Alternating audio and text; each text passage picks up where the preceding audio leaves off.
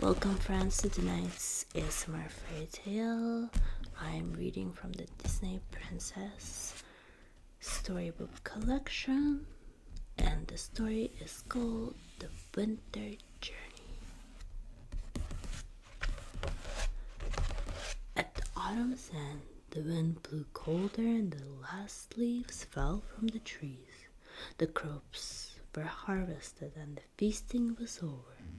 For Pocahontas and her village, the time had come to travel to their winter camp.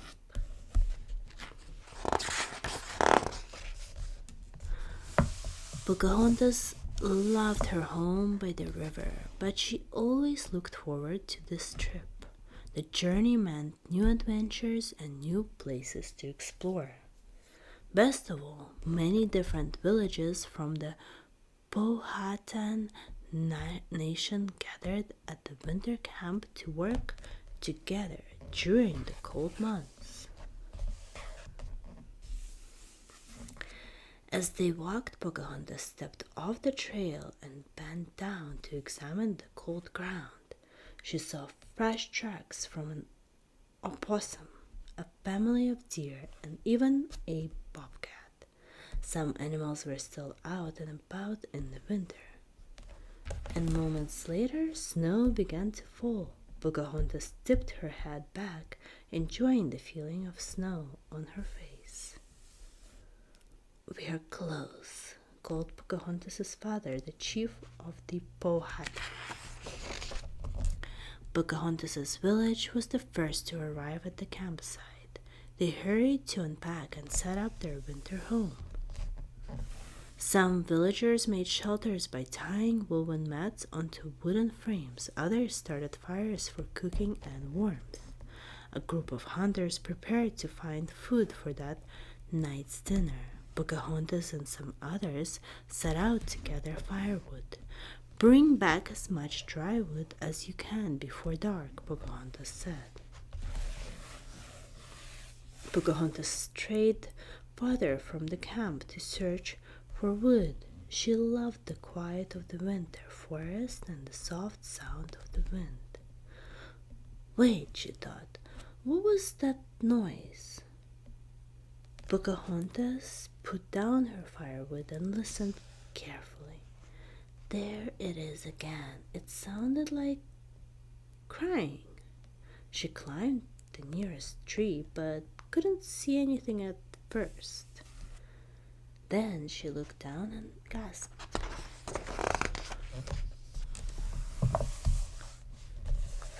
A little lost deer was wandering along in the woods.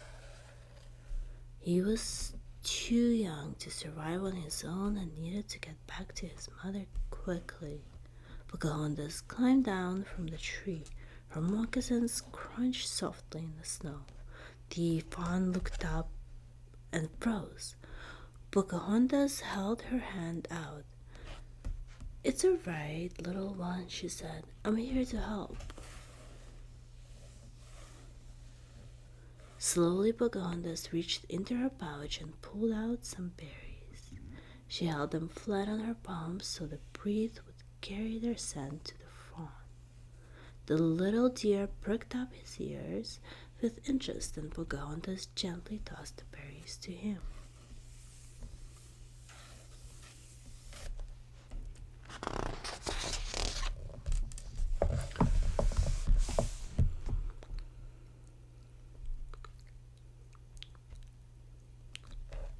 While the fawn happily ate his snack, the Pocahontas crept around him until she could see his tracks in the snow. She had to take the fawn back the way he had come.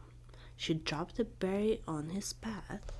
Following the tracks a little farther, she dropped more berries, and the fawn went hurrying after her. Soon they came to the bank of a creek. Scanning the icy mud at the water's edge, Pocahontas saw two sets of tracks. One belonged to the fawn and the other she thought must belong to his mother. The mother's tracks continued on the opposite bank. Pocahontas lightly ran across a path of rocks in the creek. Then she put a berry down on the far bank. The fawn walked closer and reached out a hoof, then pulled back. He was afraid of the rushing water.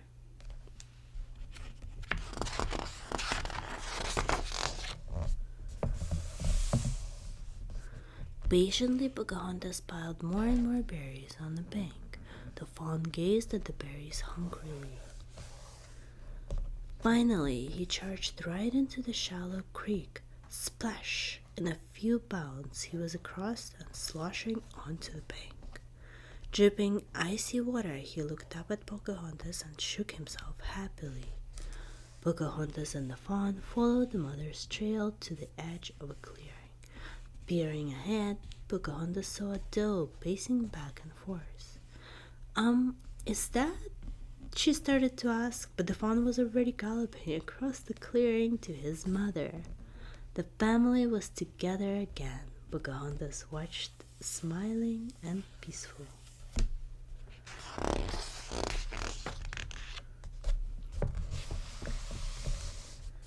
A branch snapped behind her. Pocahontas whirled around. There you are, Pocahontas' best friend, Nakoma called to her. You've been gone a while, so I came looking for you. Look, Pocahontas said, pointing. The little one was lost. How sweet, Nakoma said. But we should get back. It's almost dark. Pocahontas brightened. Has anyone else arrived? 3 more villages, probably more by now, replied Nakoma. Pocahontas nodded, and the beauty of winter. That's the beauty of winter.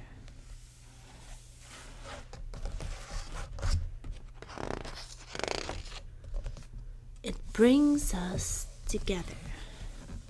Back at the camp, people from many different Powhatan villages were gathered. Everyone seemed to be talking at once. There was so much to catch up on, so many stories to tell.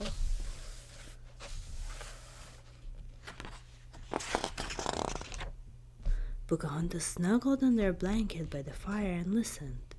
She was happy to be surrounded by the love and laughter of her family.